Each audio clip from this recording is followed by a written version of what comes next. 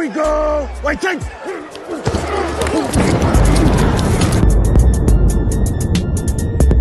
He's got Ben Troupe at the 15, at the 10, hurdle the man, spins to the 5. Oh my, still on his feet, still pounding to the goal line. He's gonna score!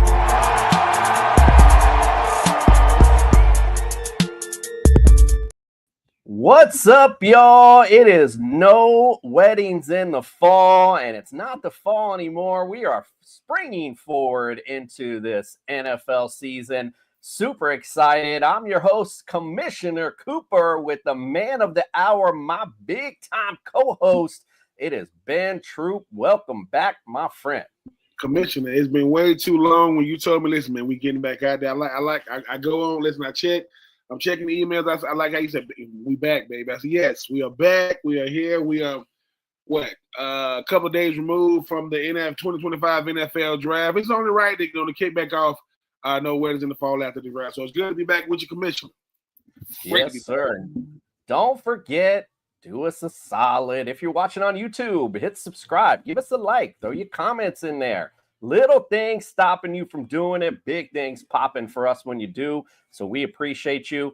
Don't forget also, go to Underdog Fantasy. Use that promo Troupe. We're going to double your deposit up to $100. And even though it's off season, they got basketball, baseball. I think I saw the other day had something about golf. They got it all. So check it out. We'll double that money back. Can't beat that.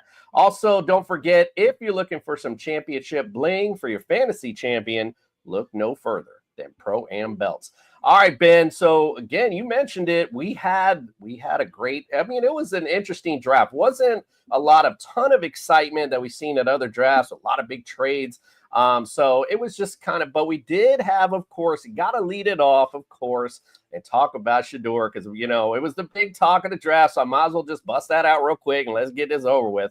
I'm going to just say a few things real quick, and then I'm going to kick it to you, to your thoughts, since you're the one that has been drafted before, so you know the deal. But I'll say this. Number one, a lot of big deal made about this, but at the end of the day, does not matter. He could have got drafted to Mars and be the Mr. Irrelevant last pick. If he shows up on the field, none of this matters. Aaron Rodgers, we only bring up Aaron Rodgers sliding at the draft. We don't talk about it during the game when he's throwing 80-yard bombs. Ain't no one bringing up, oh yeah, he dropped dropped late in the first round. No one brings that up. So it does not matter where Shedeur you drafted. Just do your thing when you come out. That's all that matters. And if they don't like you, oh well, show them what time it is. That's all I got to say about that. And one other thing, because it was brought up, the guy that did the little prank on Shedeur, let me just say something. That shit ain't funny. I love a good joke. I love a good prank, but that's that young man's, and he did it to, I believe, Tyler Warren too. He might have done somebody else. It's like, bro, why? Like, you know what I'm saying? What is wrong, and why is your life so boring that you have to call Shedeur Sanders up and pretend that, he's getting drafted? That it's not funny. Like, honestly, and I love good pranks. I laugh at everything. That was just one thing I literally was like, yeah, that's not funny, bro. So anyway, we talked about, we all know he slid. We all know the big thing. You, like you said, I heard you on the Blonde Bits a minute ago talking about how you got in the 40th pick. And I know, how to be nerve wracking. So talk about your experience and compare it to where Shedeur is and what your thoughts are. Yeah, going back to my experience in 2004, obviously that was the draft that everybody's trying to compare to this one when Eli Manning told the then San Diego Chargers he wasn't going to play for them. And then Archie came out. His dad, Archie, said he's not going to play for them. But that's different when you're going to be the number one overall pick and you just say, look, I just don't want to play for them. Well, in that same draft, the Giants had the 4th overall pick, and they drafted Phillip Rivers out of North Carolina State. So they just switched, right?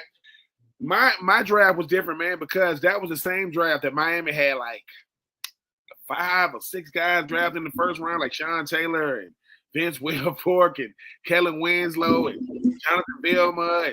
And it was crazy. It was crazy. And what stood out the most about my draft was, I remember this.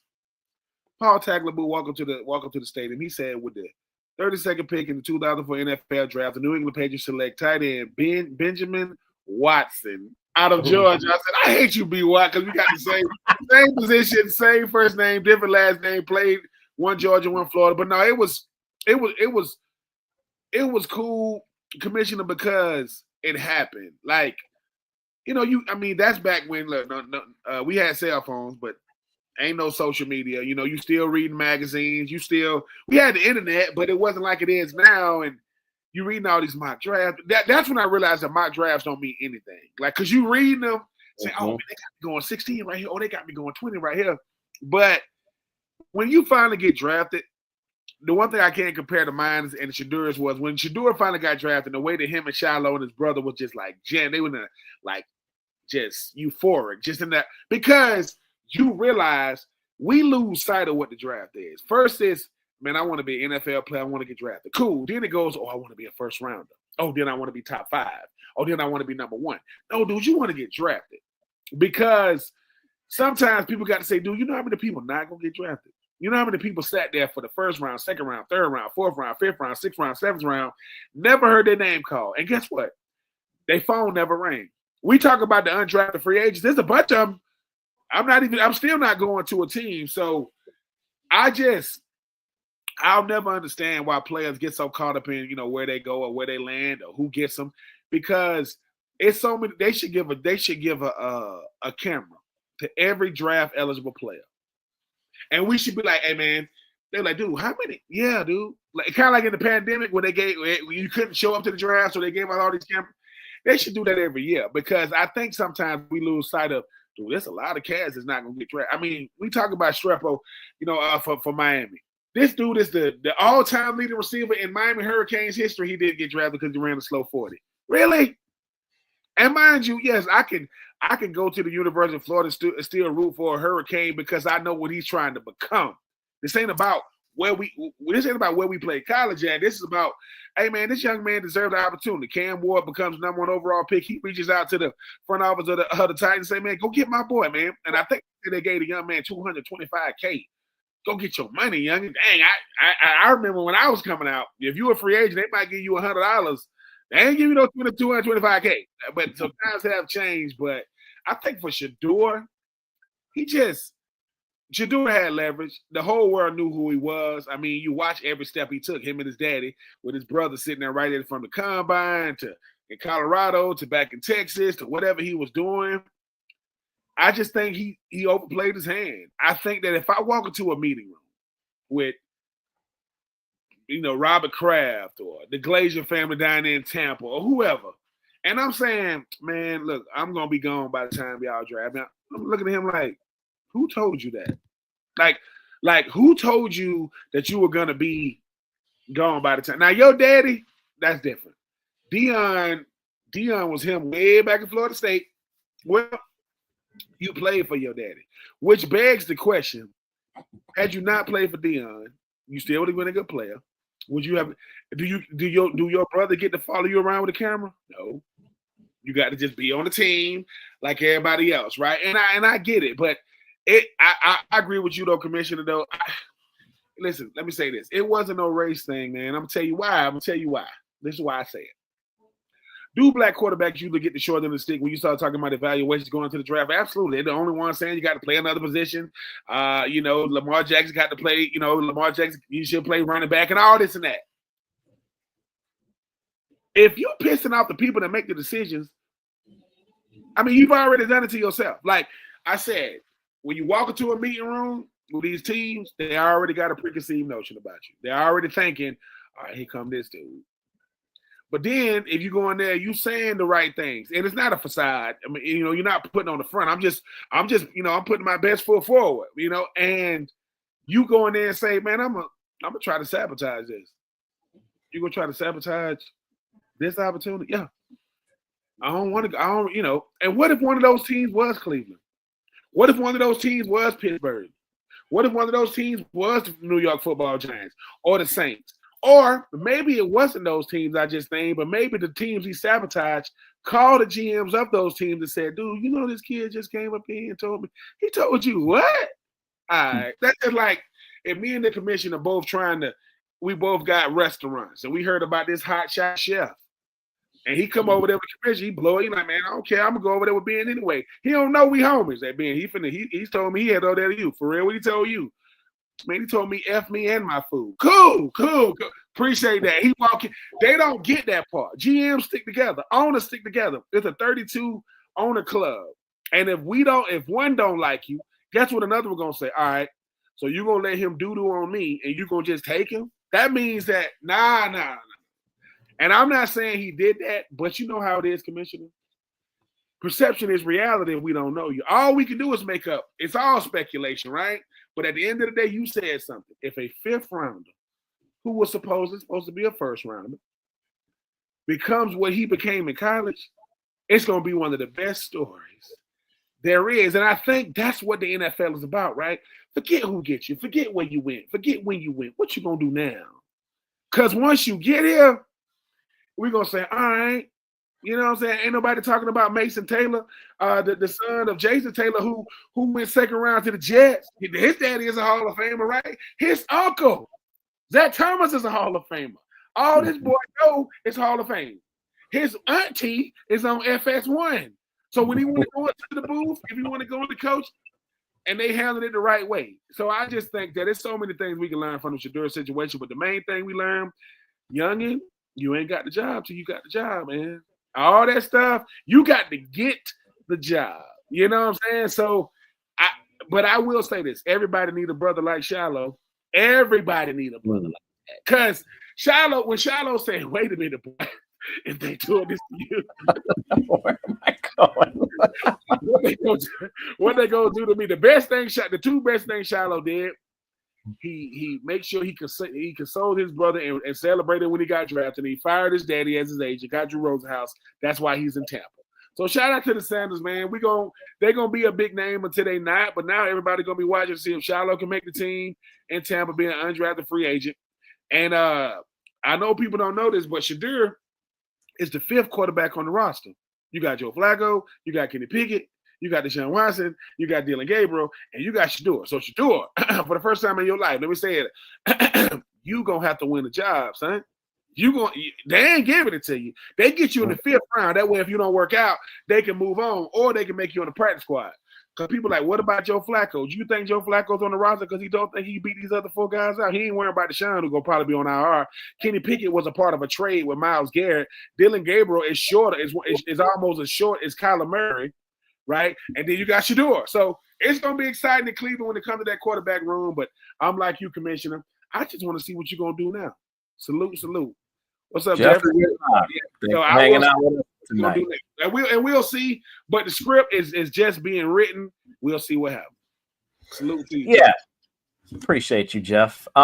So, again, like I said, it doesn't matter where he's drafted. He comes out and plays. That's all that matters.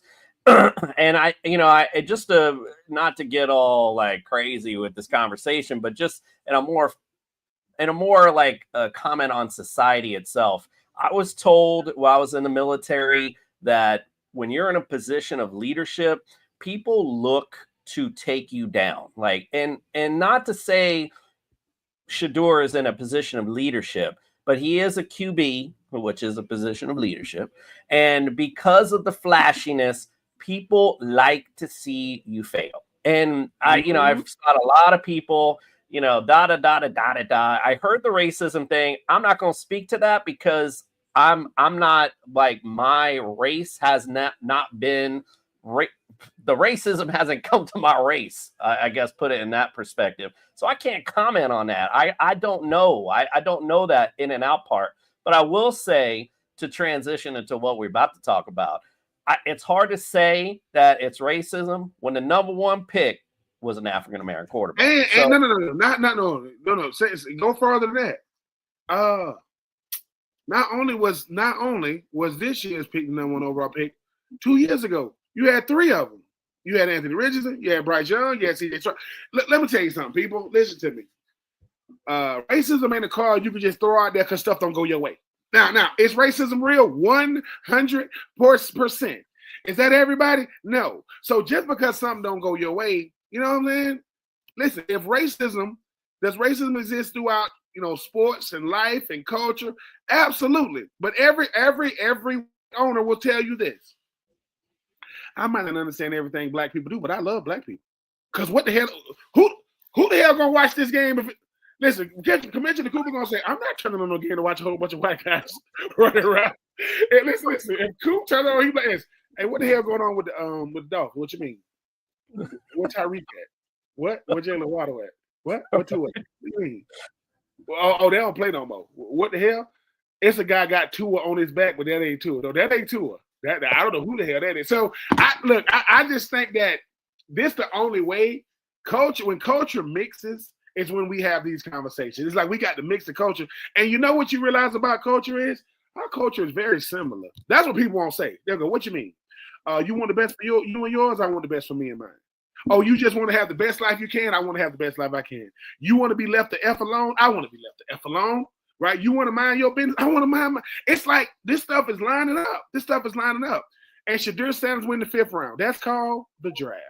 That's what it's called. The greatest player, arguably in NFL history, went in the 5th round, 6th round, pick 199. So I get it. When it is warranted, I will say, hey man, this smell a little fishy, right? Shadur Sanders made almost $7 million for NIL last year. I don't even want to know what he made in 2023 and 2022. Shadur, I love you. It happened to you.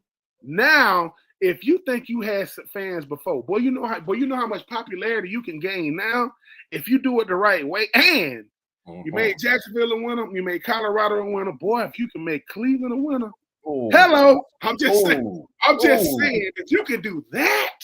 Then we'll revisit 2025 and go, hey man, we might have got this wrong, right? Because this boy here, and that's what I'm saying. It's like what Dan Campbell is doing for Detroit. When LeBron went back to Cleveland, you're gonna do what Johnny Manziel couldn't do, Tim Couch couldn't do, Deshaun Watson couldn't do, and the list goes on and on and on. If you can do, Cleveland has always wanted a winner, and you're not gonna have a winner without a quarterback. If you him and you got on brown and orange with Sanders on your back, whatever number you gonna wear, youngin', that's a different type of legacy we talking about now. Now it's gonna be easier said than done because Cleveland's where quarterbacks go to die. It's like a quarterback cemetery in Cleveland. But you said it though, Commissioner. We are watching the greatest story ever told, or just another story being told. It's gonna be up to you, Shador, and we'll see. But we will be watching because it's half you and because it's half Cleveland. But we'll see what happens. We'll definitely see what happens. I'll just end our Shador talk by saying, if he makes the Cleveland Browns a winner, yo, LeBron, take that crown off because Shador. I'm trying to tell you. So just letting you know that right off the bat. All right, let's talk about my boy, Cam Ward. Man, listen, he been a topic of conversation on our show last year quite a lot. Same with Shador, though. But I got in so many arguments with people online. They were sending me all these quarterbacks that were better than Cam Ward. I'm like, listen, if you watched our show, I only get one day I can really splurge with the football. Saturday is kind of iffy. Got to spend time with the fam and all that. But I still watch. But the majority of it was watching Hurricane football. But when I did watch some of the other games, to me, Cam Ward looked like the most pro-ready quarterback that I seen. And it's not because it was my team. It was just the way he stood in the pocket, made plays. Now, granted, made a lot of errors too, but wasn't afraid to sling that ball down the field. Also could use his legs. Yes. I mean, the guy is electric. So to me, I think that was a no-brainer for the Titans. And just to throw it out there, they did actually end up picking up Xavier Restrepo. So they're bringing in talent for him as well, especially stuff he's familiar with. Something that I wanted to say about the Cleveland Browns. I mean, I don't care who quarterback. I don't know who they throwing the ball to right now. But the Titans are, trying to get some weapons there for him, and they're young weapons. Like, they spent the draft getting young receivers to kind of grow with him. So what's your thoughts on Cam in Tennessee? Cam Ward did it at two schools. People think Cam Ward was good at Miami, which he was. Boy, did you see him at Wazoo? He was doing the same thing, right? But Cam Ward realized by the time my games come on, 8 o'clock in the West Coast, people sleep. You see what I'm saying? People ain't getting to watch me. So let me go to a big brand, right? That's a part of the college football fabric, right? And he did it. If Cam Ward wouldn't have had to play from behind as much as he did because of the defense, he could have been even better in 2024. A lot of those games was won on the arm and the talent and the ability of Cam Ward. It just, at a certain point, he just ran out of gas. And I think he finally ran out of gas against Syracuse. Like, dude, I got to do this every week. We down by 17 and going into the fourth quarter. But he never complained. He said, all right, I got to do it again. And he kept making play after play after play after play. And people going, and I get the mistakes, right? You know what mistakes mean? That mean I'm willing to, a mistake out there, man, is when I'm willing to take some chances. That's football. Sometimes I'm going to try to throw it into that window. Sometimes I'm going to try to throw it in places I shouldn't, right? Well, the guy I threw to just happened to be the all-time leading receiver in Miami Hurricanes history in Troupe. I mean, it's not like I was throwing, the bums out there. I think for a Cam Ward, though, he gets to say out of everybody in the draft, from the Abdul Carters to the, Ashton Jenkins to the Travis Hunters, and the list goes on and on. I was number one. And to be number one, let me tell you something. Nobody got more scrutiny than Cam because they knew, listen, Cam Ward got the same amount of scrutiny as Cam Newton when he came out. When you're going to be the number one pick, you talk about the three were trying to invalidate you. They get to talk about how you walk, where you eat, what your favorite late night snack is. They coming up with everything. But the tape don't lie. And the boy can play. And I think the thing about Cam is Cam had his pro day. Obviously, Tennessee Titan, the GM, the head coach, offensive coordinator, they down there. And he put on a show, man.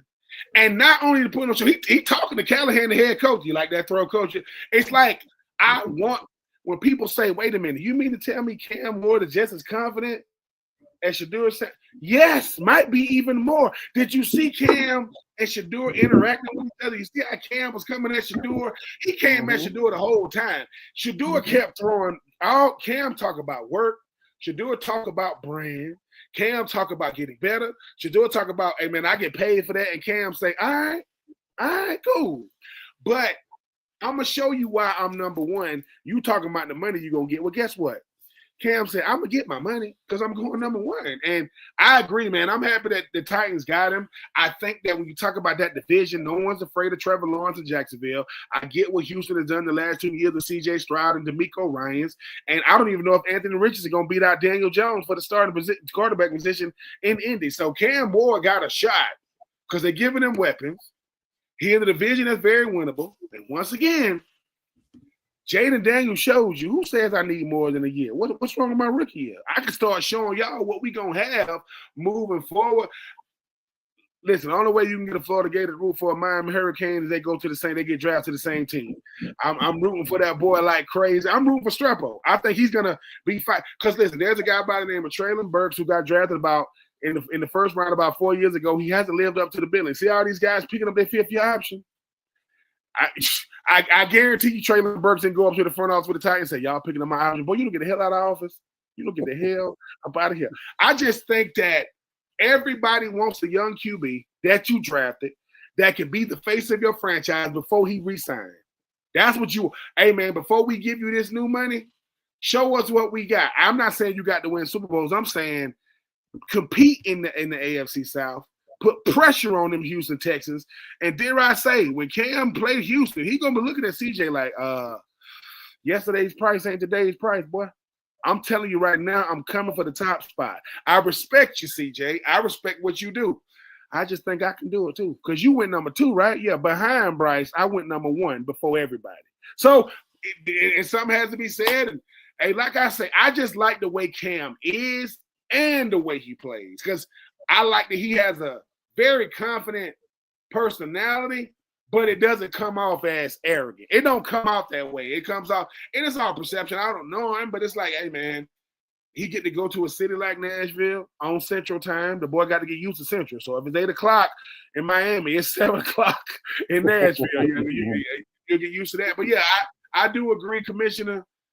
I'm just happy that the Titans didn't mess it up. Because if I'm listening to all these analysts, I'm like, y'all try to act like Cam Ward is – he ain't – I hate the boy. It's nice. You don't got to win the Heisman or be first-team All-American to be the best player in the country. Travis Hunter got the award for the best player in the country. He still went behind Cam. And guess who in the same division? So they're going to get to see each other. I'm just saying. And guess what? When if Travis Hunter went to line up at cornerback and Cam over there at quarterback and Strepro is in front of Travis, who you think he going to bet on? He going to be like, hey, bro, I respect you, Travis, but I know what that boy over there doing. I went to Miami. That boy there is Miami. And he's from Miami, too. So I like it. I think it was a great pick. I like the fact they gave him some weapons. And like I said, man, listen, and when Warren Moon walks into the press conference with the number 1 and he passes it to Cam, I said, hell yeah, that's how you do it. From the vet to the rook, I call him one of one. You know what I'm saying? Hey, you talking about some big shoes now. If Warren Moon giving you that number 1, hey man, I'm just saying, man, go. I'm not saying you got to be Warren Moon, but I'm saying you're gonna have to do something. I think the young is gonna be just fine in Nashville. It's sad to me that Warren Moon's entire career was not in the NFL, because he would statistically be one amongst the all-time greats. What he did up in Canada was just nothing to throw a dart at. So, but yeah, like you said, that's a big deal to have like the face, the GOAT of Tennessee Titan or Houston Oiler franchise to come out there and say, hey man, I'm passing the mantle to you. And Cam was looking at who was that? He like, oh man. Baby. Like, yeah. I mean, that to me, moments like that, because if you Cam, like, look, man, I'm number 1 overall pick. Y'all got a surprise. We got a surprise for you, Cam. What you been what? Oh shoot, that's Warren Moon. Yeah. Which means because the biggest misconception is older players don't like the current crop of players. That's not true, man. No greater show of love and respect and admiration than say, man, here, take it. I've already did all I can do with it anyway. Let's dust this thing off. Let's get them cobwebs off that number 1. I got a Warren Moon number 1 jersey. If I got to pull it out and I got to do Moon / Ward, so be it. Let's do it. Let's do it. They said knock the cobwebs. Yeah, man. I mean, and I got the baby blue, and I got that tiny looking baby blue kind of look. I didn't get a lot of jerseys in my lifetime, but I had a Michael Vick,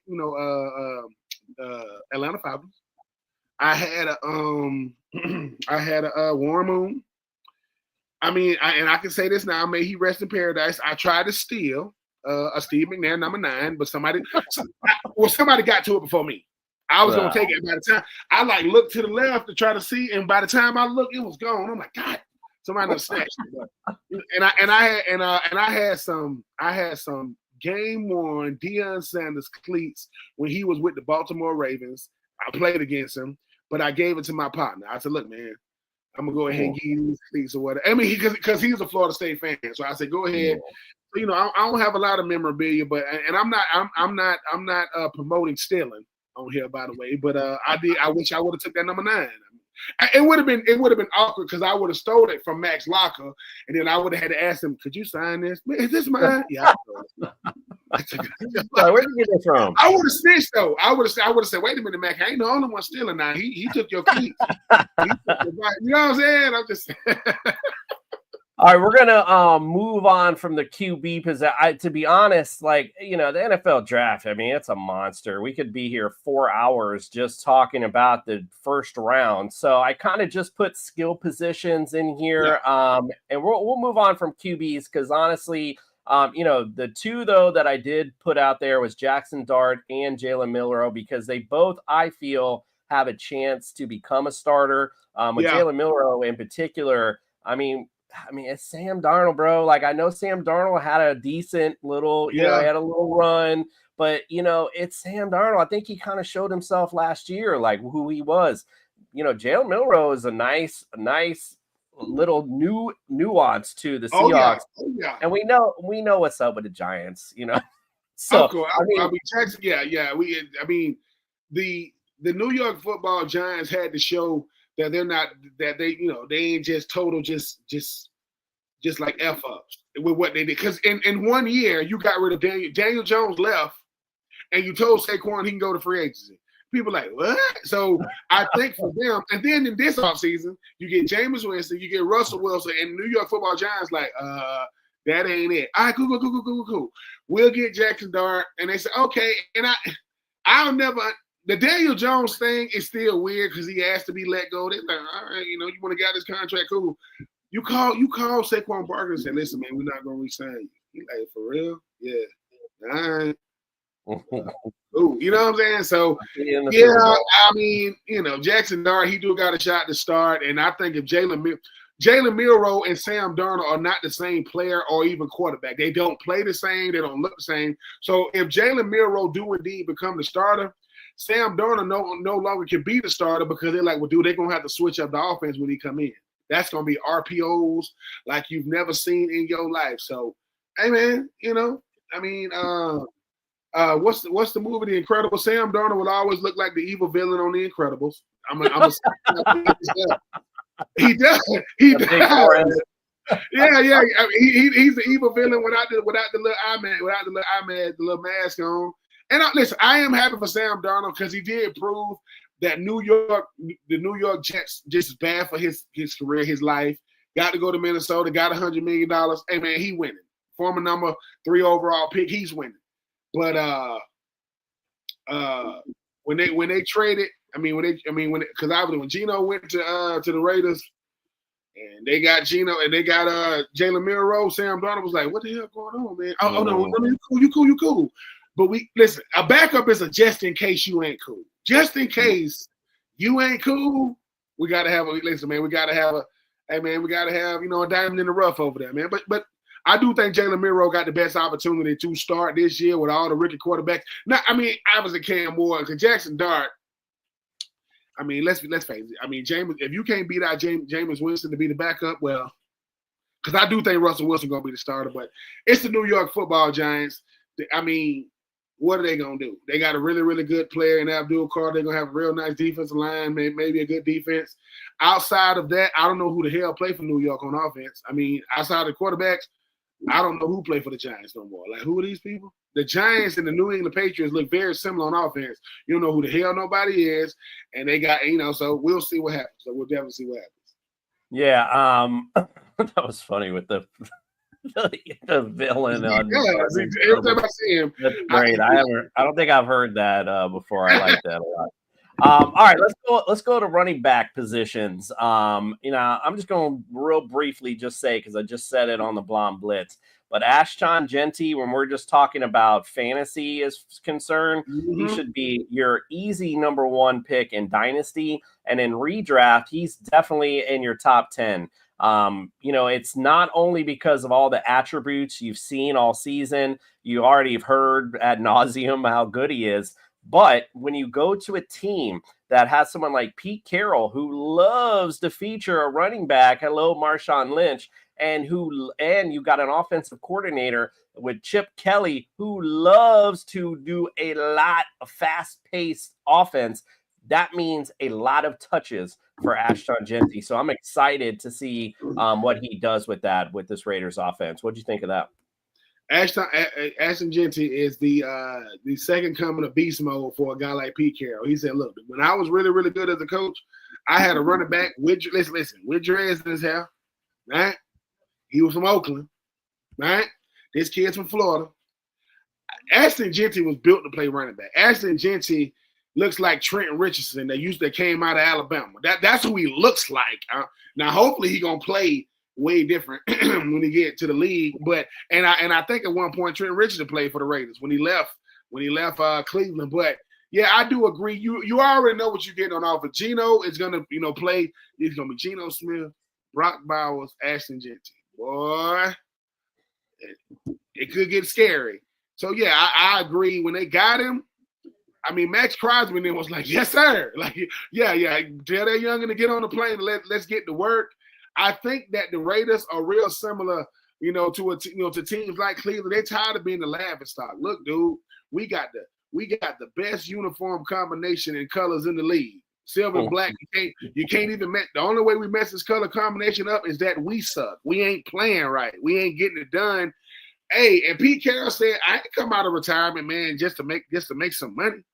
Dude, listen, got my legacy at USC, that's stamped. Got my legacy at Seattle, that's stamped. I'm trying to do it with them Raiders. I'm trying to do what no coach has done, not Lane Kiffin. I mean, I get it. John Gruden, he should have kept his first legacy and not came back the second time. That messed it up, brother. You should have just had the first one and let it go. But I like Ashland Genty because, like I say, man, you know what you get when you get this guy. He like, do that. Yeah. Mm-hmm. He plays how he looks, and he was the best running back in college football. He was the first running back off the board. I know you got a Marion Hampton, and that went to the Chargers out of UNC. I'm excited to see this young man get out there and see what he can do in the Pete Carroll offense. Or a Chip Kelly offense, but Pete Carroll, is overseeing everything. Royston Gibbs, appreciate you for joining us. Greetings to you as well, my brother. Appreciate your comment as well. All right, you brought him up. You know how to segue, so you got to love it. Let's talk about Marion Hampton. He got the size, he got the speed. I mean, he's got it all. And again, going back to situational things, you got Jim Harbaugh, who loves to run the football. If he can make J.K. Dobbins do something, you can bet your tail you're going to see a Marion Hampton in that backfield. So I know Najee's there, but we've seen Najee's I said a minute ago, it might have been the Steelers' offensive line because that's been kind of, they did some stuff in the draft this year, so it looked like they're kind of building back up. But their line's been questionable for a little bit, so it might have been that. You're in the same franchise for a while. You're tired of getting beaten up, so maybe the effort wasn't always there for Najee. Who knows what it might have been? But again, I like Najee's prospects, and I like Marion Hampton's prospects. Jim Harbaugh and that offense, they love to run the football. So I'm excited to see what he can do. What do you think? Man, Marion Hampton, 6 feet, 221 pounds, 4'4" guy. Najee Harris, I mean, I know he's out there, but he needs to know, hey, man, remember when you was a youngin' on the block in the first round pick? Yeah. And then you was trying to fight. I need to make sure that veterans know, hey, man, don't get comfortable. Because this guy, Marion, he nasty good, man. I mean, if you go back to that North Carolina tape, the guy is nice. And like you mentioned, the NFL has become a two-back system. I want to have two guys that can get out. So I got my bruiser and a guy like Najee, and here come a Marion as like a closer, a guy that can run between the tackles, catch the ball on third down. Can get skinny, and he's a home run hitter. You go into a team in Harbaugh that going to be hard-nosed, man. I mean, what Harbaugh is trying to build with the Chargers is a bully. Hey, man, if we can't beat Kansas City, we're going to beat them up. If we can't beat Denver, we're going to beat them up. That way, people, we gotta learn how to win before we can win consistently. So I just think that I like the pick, and I like the fact that Harbaugh is saying, look, while defense is cool, offense is what sell tickets. Offense is what get viewership. People want to see long runs, the touchdowns, the first downs, big throws, big hit. So, hey, I like the pick. And like I say, for people that kept saying, man, it's the running back position back. Yep, and you can thank Derrick Henry, and you can show us hell. Thanks Saquon Barkley. Because if I got me a guy that I run my offense through, how much better do that make everybody around him? Mike Williams left the Chargers for a year, realized what the hell am I doing now? He's back with the Chargers. So we'll see what happens, man. You got a guy like Mike Williams on the outside. I mean, you got a guy like Justin Herbert. You got a guy like Najee Harris. You got a guy like Marion Hampton.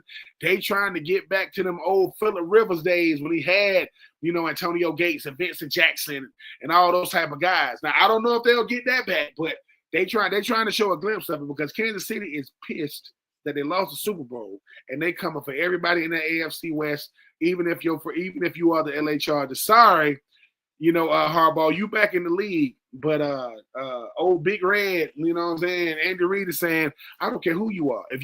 It's only certain teams that can beat us, and nobody in our division can do that yet. They can't say they've done that yet. Yes, indeed. So again, I apologize because I mean, we could be talking about deep because, by the way, I heard you say it, and I'll just bring it up, man. Damn, if the rich didn't get richer in Philly, that's all I got. Just real quick on that. So we could go on about defense, all that, but I like I said, I just want to stick to the skill positions. Yeah, we got a long time to talk about these guys, so we'll be back to talk about a little bit more. But let's continue with the running backs. TreVeyon Henderson to me is interesting because of, again, situations. Right. So you're going to a backfield who right now the number one guy is Ramondre Stevenson. And we know over the years, Ramondre Stevenson loves to fumble that football. And to be honest, like he just is kind of just okay. He's not somebody that's like, oh, man, there's no way TreVeyon Henderson could see the field. I could definitely see it. Not only that, Ramondre Stevenson's cap hit is only 2%. Their overall cap. So, again, it'll be somebody who could be let go at some point. You got Mike Vrabel there. It's Josh McDaniels' offense. I like the opportunity set up for TreVeyon Henderson. What do you think, Em? I think it's going to be really, really good. I think you just mentioned, Josh McDaniels and what they want to do with running backs. And TreVeyon Henderson was a first-round talent. He went in the second round. And I give Mike Vrabel a lot of credit. He said, look, man, we're trying to stack these offensive weapons. We're not here to be bottom feeders. I'm not a person that cuss or whatever, but you know what they're saying? They're saying F Buffalo. We coming for them. We know we got to deal with them boys in Miami. And the Jets, who? The Jets are the Mets without the M. I'm just telling you, that's what they are. You don't got to get mad. But TreVeyon Henderson, listen, ask everybody in the college football playoff about TreVeyon Henderson. Mm-hmm. Ask Notre Dame about TreVeyon Henderson. Ask Oregon. I'm just telling y'all, this boy, listen, he was a part of a two-headed monster at Ohio State, obviously a national champion, and he's going to a team that used to be, one of the premier teams in the National Football League. Now they're just a team. And Vrabel is saying, if I'm going to get back to dominance and prominence, I need guys like TreVeyon Henderson because I don't know what I got in my young quarterback right now. I think he's going to be good. You know what helps a quarterback and any quarterback and every quarterback? A running game. It works on the road and it works at home. It works in the snow. It works in good conditions. It works in bad conditions. TreVeyon Henderson is saying, look, man, I played in Ohio State. Well, it gets snow. It gets nasty out there. I'm used to playing for a big brand. New England used to be a big brand, right? We all had Tom Brady, Bill Belichick. Well, no Tom Brady. No Bill Belichick. Big problem.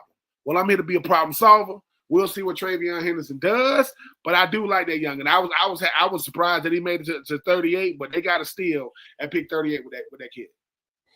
All right, so we're running up against it. So I'm going to run through these running backs. Just tell me, you can either rank them or just comment on the guys. But I'll just bring a couple of guys up. Quinshon Judkins going to the Browns. Very much looks like Nick Chubb. Funny enough, with that backfield right now with Jerome Ford as the lead, you could definitely see him making some plays. RJ Harvey to the Broncos, someone else that definitely has talent for the NFL. I do like the placement. We know Javonte Williams has gone out of that backfield. There's not much there basically in Denver to compete with him. Could be, Sean Payton likes to rotate. But if he finds a guy like Alvin Kamara, not to say RJ Harvey is Alvin Kamara, but he might be a little close enough that you might see him to be featured. And then Caleb Johnson going to the Steelers. I like that as well because, look, Jaylen Warren, we've seen it. It's just all right, and he can't stay healthy. So you could see Caleb Johnson as the lead. I got to mention Scatterboo because, damn, man, that's a football player. Period. So I like Scatterboo a lot. I just like the way he plays. And Tyrone Tracy, meh. And one other guy I just want to mention because I've heard his name mentioned a few times, and people are like, I don't know why America's team, the Miami Dolphins, drafted him was Ollie Gordon because the fact is, he doesn't have that traditional speed that Mike McDaniel's looking for. But if you watch any Miami Dolphins football, where we struggle is at the red zone. And my man, Ollie Gordon, could be that guy to punch it in for us. But anyway, what are your thoughts on any of those guys? I really like Judkins. I think he's going to be a great addition. Scatterboo, to me, he wasn't the best running back in college football, but he was the most exciting. The kid, he's just exciting football. And I just think for all the running backs you mentioned, what all those guys bring, they bring depth. Because the running back position, I listen, there ain't no Saquons, ain't no Derrick Henrys, but who is? Who is guys like that, right? But can you listen? The greatest, you know who nobody wants to talk about who helped the running back position more than anybody? I would give your Dolphins credit. When they listen, the long offenses of Mostert and freaking A-Chain, that's what you want. I want a guy that's a seasoned vet that everybody that gave up on. He leads the league in rushing touchdown. And A-Chain is just a total. You don't draft the same type of guy. I want one guy to be big, fast, and strong. I want the other guy to be just quick as hell, just lightning in a bottle. So I think all these guys get a shot to go out there and either show these veterans, hey man, nothing personal, but either you the guy that's gonna show me the way, or you in the way. It's gonna be up to you, because these youngins coming, and I knew going into this draft, they make it all about the quarterbacks. This running back class was deep. I'm talking about deep.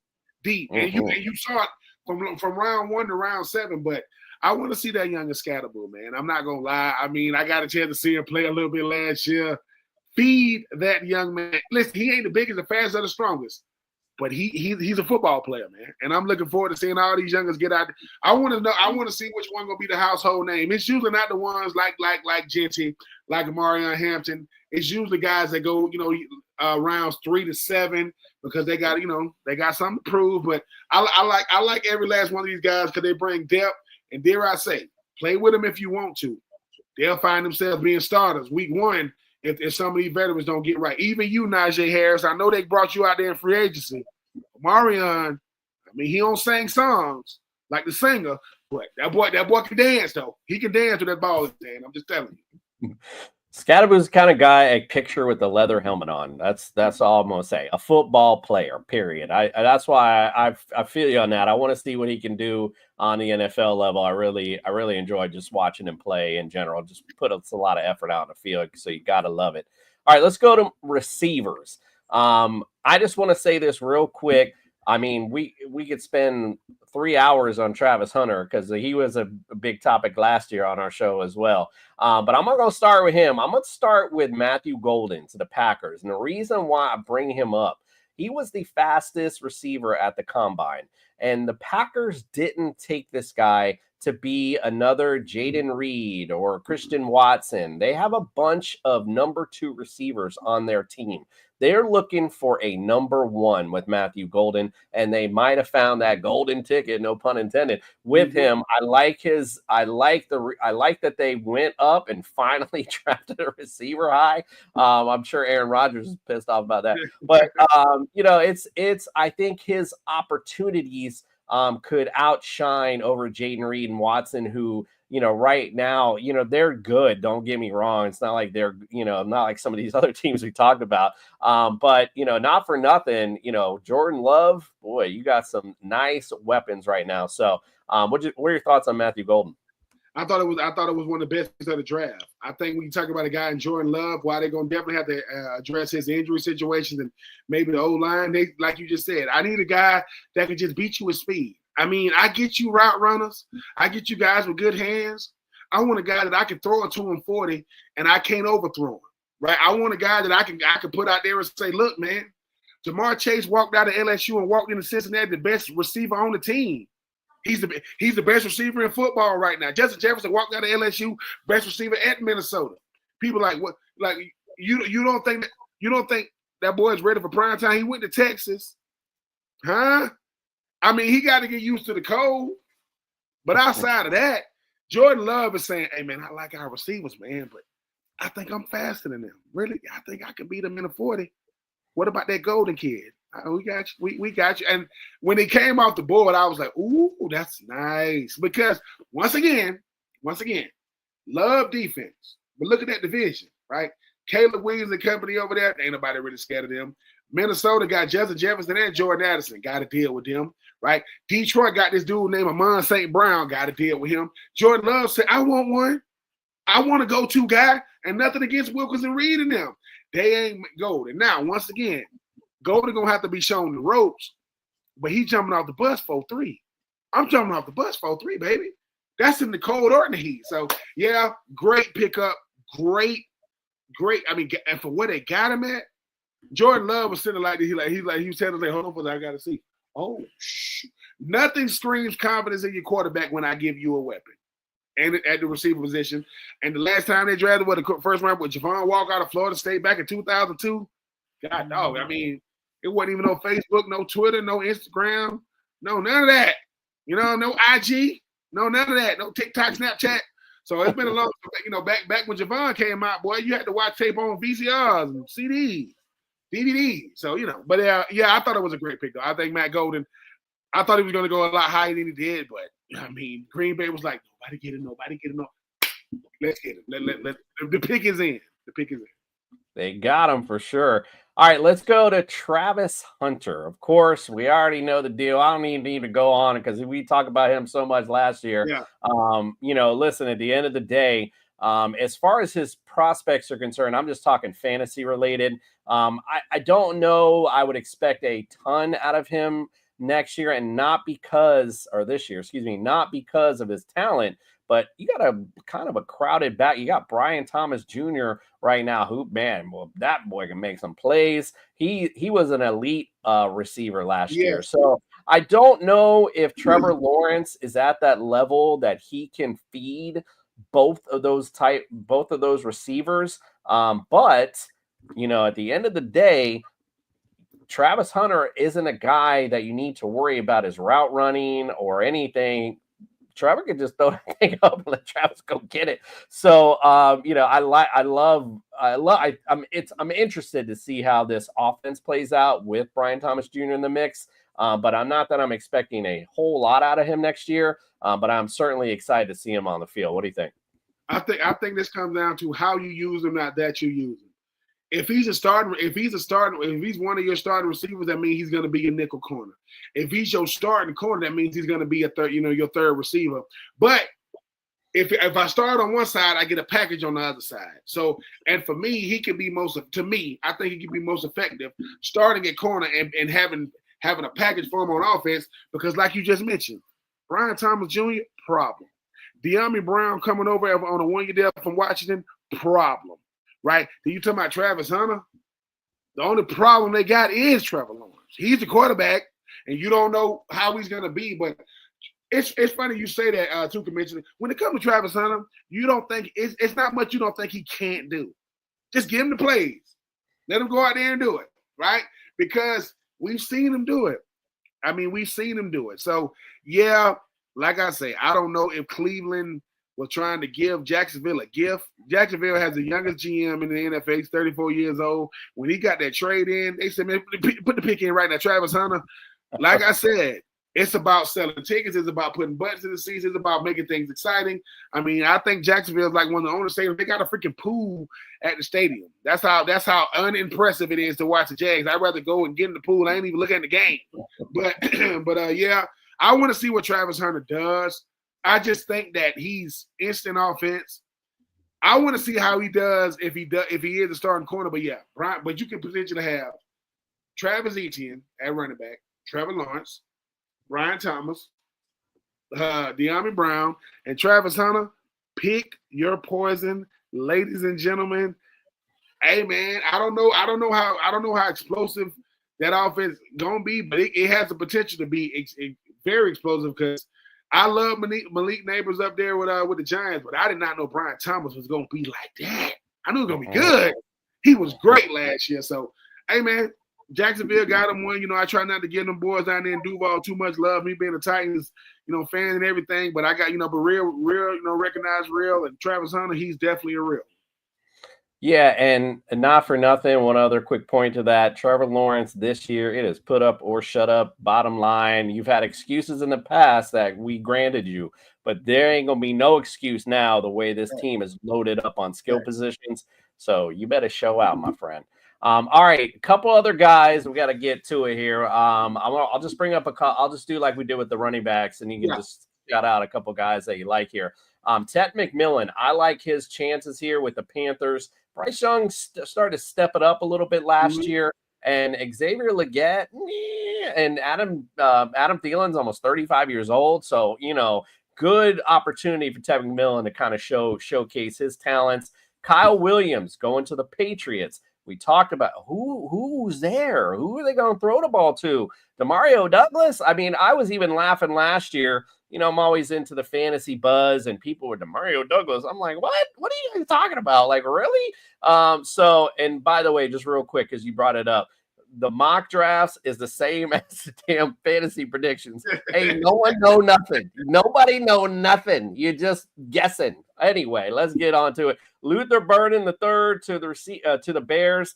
No Keenan Allen now, so I just don't know about that offense quite yet. But he could definitely find himself some type of role there. I will say that he distributes the ball a lot in different places, which is a good thing. So it's not like that's a bad mark on Caleb, but for Luther Burden and his aspect and his fantasy aspect, or his projections, I should say, for this season, I'm not really sure, but we'll see. A couple of guys that went to the Texans, Jaden Higgins and Jalen Knoll. Don't forget, now they did add Christian Kirk in the offseason, but we have the possibility of Tank Dell might even see the field this year, and the departure of Stephon Diggs. So those are two guys that you could see valuable playing time. I like Jaden Higgins a little more. Fun that we're both on the same college team. Now they go into the same pro team. I love it. And then so that's it on the receivers. My bad. So talk about some guys that you like there. I think Burden is going to be a steal. I think there's a tape out there on Burden. He ain't helping his DB friends. He is tearing these boys up. And I think Caleb Williams, he needs to have a guy as young as he is to be able to kind of share, even though one's a year one, one's a year two. I want to be able to develop a rapport with a guy that's around, my age and stage of my career. Pat McMillan looks a lot like Drake London for the Falcons.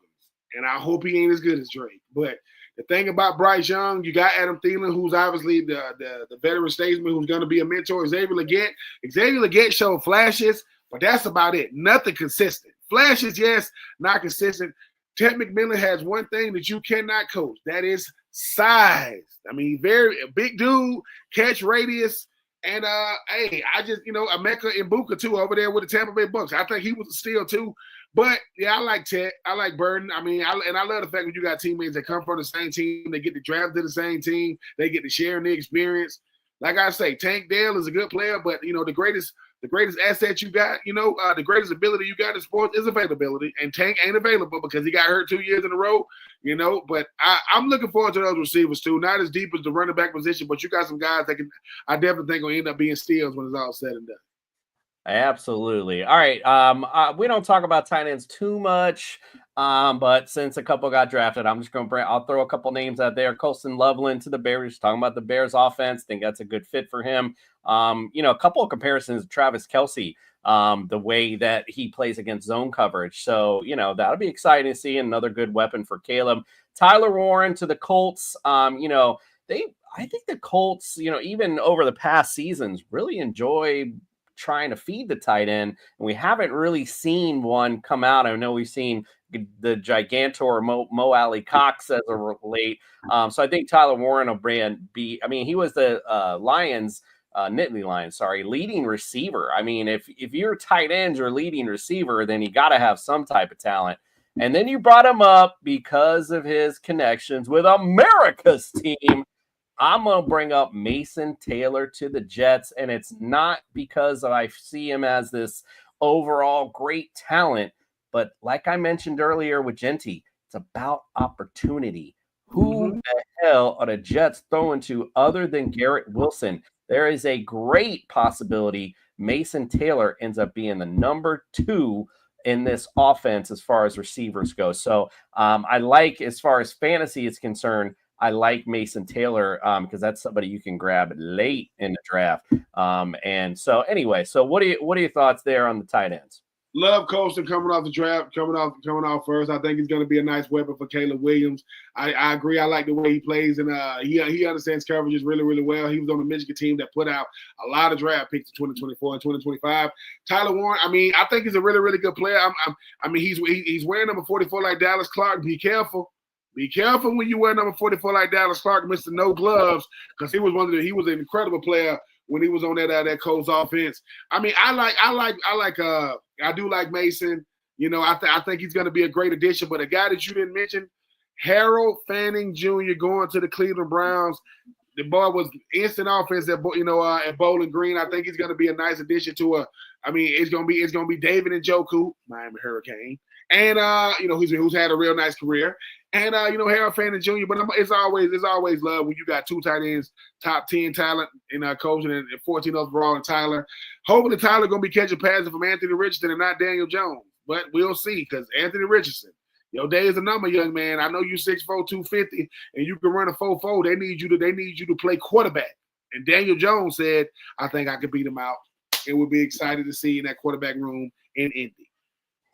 Listen, I'm going to say real fast before we head out that we rushed through just skill positions. We ain't talking about free agency. There is so much going on right now. That's why you got to love the NFL. It's the man soap opera. You just keep it going and going and going. Let's go. I'm excited. So listen, don't forget, subscribe, give us a like, and don't worry about a comment because we're heading out. But we'll be back soon because we need to start talking about college is going to start. We're going to start spring practices. And I know Ben and I know on our show on TSS, we do a summer tour where we break down each division. I think Ben and I will do that as well. We'll kind of go through each division per show, just kind of go through it all. Maybe we'll bring some guests on, kind of talk about their teams. It's always good to get their perspective because, we could sit here, but, the people on the inside got those little inside skinnies for you. So those are always good as well. So keep it locked in with us. We're going to get you ready for this NFL season. And we definitely appreciate you coming tonight. Ben, anything before we head out? Listen, man, and make sure, as the commissioner said, make sure you like, share, and subscribe. Hit that notification bell. Look, man, we back. When I went to them, we back. I get it. People like, man, when you listen, the commissioner, listen. We might not have the most exciting lives. We got lives too. It's called being married. That's what we're really saying. We married. But anyway, we back. No weddings in the fall. People say, hey, man. I've gotten a lot of baby powder. People are like, man, what'd you get out of baby powder for? I think I'm gonna have to smack the hell out of a lot of people this year. I just can feel it. So I want to be ready. Whether I got the little travel size or I got the big one. But either way, I got big hands with a lot of powder on it. If I smack you, it's love. It's not assault. It's love. I'm trying to smack you out of this something stupid you just said. Hopefully, I won't have to come to your house. But if I do, I'm gonna ring the doorbell. I'm gonna put my hand over the ring camera so you can't see me. You're gonna say, who it? That's all you're gonna get, and it's gonna have no weddings right here on the side. So by the time the police get there, I'm gonna be going. I'm gonna be going. Just play. You've been saying that since last year. I think that's something we need to start actually making that happen. Maybe listen, viral thing. Commissioner, listen. The reason why we might not want to start doing it because it's too. You don't want to be in jail. It's just too many people out there. You're gonna be trying to enjoy a meal with your family, and you can hear somebody say, "Yeah, man. Tyreek Hill, he really ain't that good though." What did you just say over there, sir? What did you just say? You right there. Hold on, sir. What is? Man, come on, baby. We got to go. No, we got to go because he got the heat. We got the pie. I'm just saying, it's for the absurd, and it's so much absurd out there. I would run out of baby powder on Dallas Cowboy fans alone. I could just go to Dallas and park my car and just, what'd you say? Dak Prescott. Next, give me somebody else. I'm just saying. So, people, I love y'all. It's all love, though. It's all outside of being caught, in a church in the fall. That's one way. But just some of the things we hear people say, man, and it just gets on my nerves. I'll be like, y'all really think this stuff is for real, for real? Somebody gonna say, what you do going to Cleveland, they really got a shot. They got a shot to do what? Sir, please sit down. I think we need to talk to the head producer because I think it's a really good idea. And maybe next spring after the season, we just go to each NFL city and find someone getting married, and then we're just gonna bring Ben up. I'm bring my camera. It's like this. I said, before we get started, they're gonna be like, "Oh, you about to do LeBron?" I said, "I'm not about to do LeBron does this and does that. I'm gonna do this." Come, put your face right here. Bam. I think the best moment to do that is when they say, does anyone have any objections? Speak now, forever hold your peace, and be like, hey, I got one. Hold on, is my tie right? They'll say, sir. They'll say, sir. They'll say, ain't nothing wrong with smacking delusional account. Hey, I'm gonna have on a suit top with like some basketball shorts. Why? Because I got to run out of there when I do it. But it's all good. Hey, I'm gonna start it on some of my family members because I got some delusion going on in the Troupe family. Not necessarily the Troupe household, but the Troupe family. And I'm gonna say, hey man, could you come in for a second? I'm trying to try out this new product. What is it? That's baby powder. Yeah, that's baby powder. Now it's on your face. Get out. I love it. All right, we'll be back. I'm gonna say June. We didn't really talk about it or said anything. I'm just gonna say sometime in June. Make sure you tune in here. Me and Ben will be back, and we'll be getting you ready for this football season. All right, guys. Well, we appreciate you, and we are out.